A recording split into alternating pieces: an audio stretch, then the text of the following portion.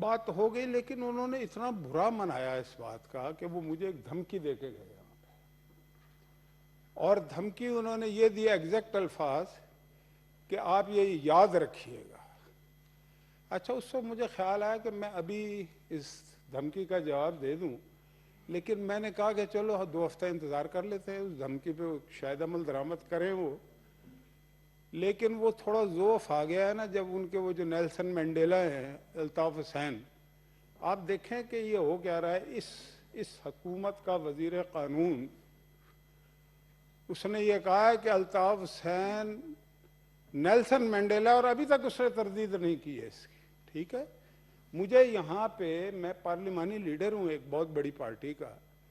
مجھے وہ کہتا ہے کہ جی میں آپ کو دیکھ لوں گا۔ اچھا، میں تو ڈر گیا بھائی، یہ جو کچھ 25-30 سال کرتے رہے ہیں کراچی میں، تو اس کے بعد اس طرح کی بات اگر کوئی کرے تو ڈر اور خوف سراسیمگی تو پھیل جاتی ہے نا، کہ یار یہ، کیونکہ دیکھیں نا وہاں پہ بوری بند لاشیں بھی آتی رہی، ٹھیک ہے، وہاں پہ 12 مئی بھی ہوا، وہاں پہ وکیلوں کو زندہ بھی جلایا گیا،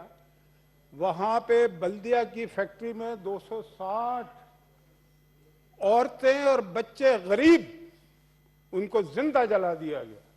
اور یہ جو موصوف ہیں نا، یہ بلدیہ فیکٹری کے بھی قاتلوں کے وکیل تھے۔ یہ افتخار چودھری جو اس وقت چیف جسٹس تھے،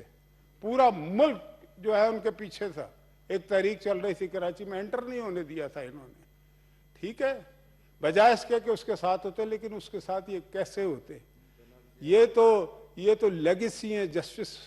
منیر کی، یہ لیگیسی ہیں جسٹس ارشاد کی، یہ لیگیسی ہیں عزیز منشی کی، یہ لیگیسی ہیں شریف الدین پیرزادہ کی، ان کو لا کے بٹھایا ہوا ہے، اور وہ دھمکیاں دیتا پھر رہا ہے۔